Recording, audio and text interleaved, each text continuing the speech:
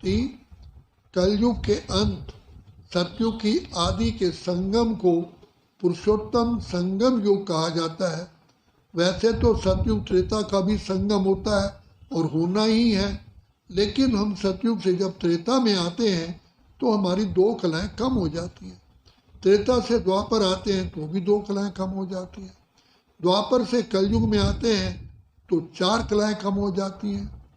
और उसके बाद जब हम कलयुग के अंत में आते हैं कोई कला ही नहीं रहती, बल्कि तमो प्रधान बन जाते हैं। आत्मा तमो प्रधान काली बन जाती है, शाम बन जाती है। तो पिता परमात्मा जो दया के सागर हैं, पतित पावन है, रक्षक है, कल्याणकारी हैं, वो इस कलयुग के अंत के भी अंत में आकर के सतयुग की नई दुनिया का स्थापना का कार्य करते हैं।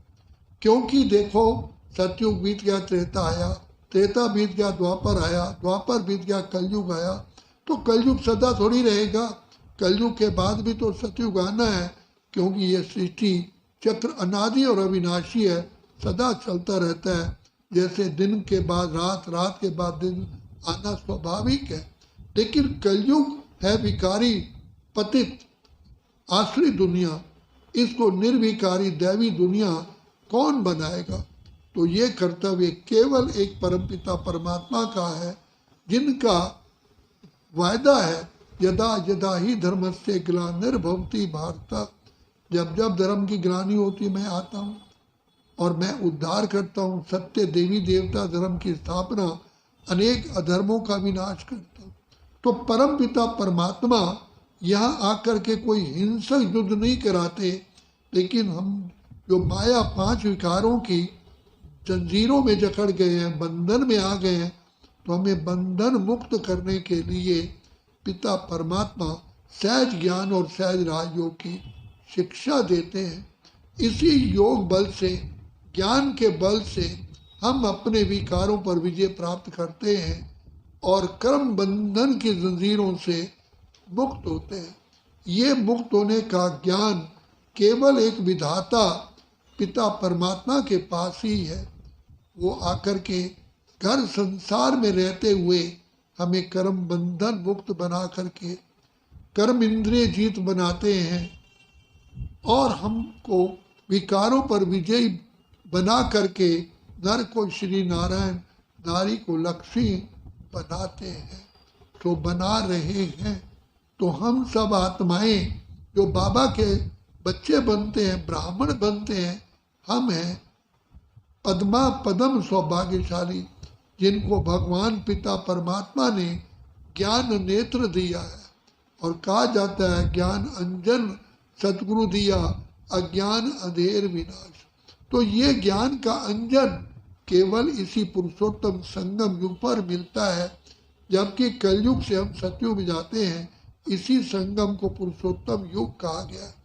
तो बाप आकर के कैसे हमारी वरदानों से झोली भरते हैं। तो इसीलिए शिव परमात्मा को सदा कल्याणकारी कहा गया है। तो बाप कल्याणकारी है, दया के सागर, प्रेम के सागर, दुख हरता सुख करता। वो अपना कर्तव्य करने के लिए इस समय हम सब आत्माओं की झोली ज्ञान हम रत्नों से भरते हैं। तो बाप दूसरा कहते हैं कि बच्चे, तुम द्वापर युग से अनेक आत्माओं का आपने कर्जा देना है, तो जो मैं ज्ञान रत्न देता हूँ, ये ज्ञान रत्नों का दान दोगे तो तुम कर्ज मुक्त शीघ्र से शीघ्र हो जाओगे। क्योंकि इन ज्ञान रत्नों की बहुत बड़ी भारी वैल्यू है।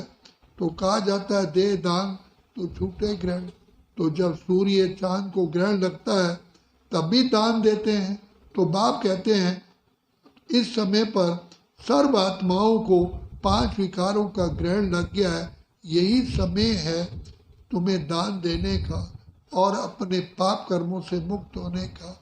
इसलिए बाप आकर के एक तरफ हमें खुद को पावन करने के लिए, आत्मा को प्योर बनाने के लिए सहज योग सिखाते, दूसरा कर्ज मुक्त होने के लिए हमें ज्ञान, हमारे द्वारा ज्ञान का दान दिलवाते हैं। तो बाप आकर के सहज ज्ञान और सहज राजयोग की शिक्षा के द्वारा हमको इस गंदी पतित विकारी दुनिया से, भ्रष्ट दुनिया से छुटकारा दिलाने के लिए बाप आए हैं। आया है शिव ईश्वर राह दिखाने के लिए, कलयुग वाली दुनिया स्वर्ग बनाने के लिए।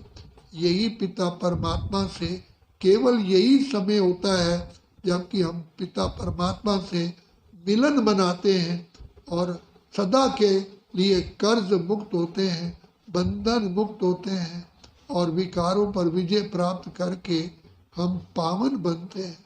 यही समय है, इसलिए जागो जागो, समय पहचानो, बाबा आए हैं हमारी झोली भरने के लिए। अच्छा, ओम शांति, ओम शांति, ओम शांति।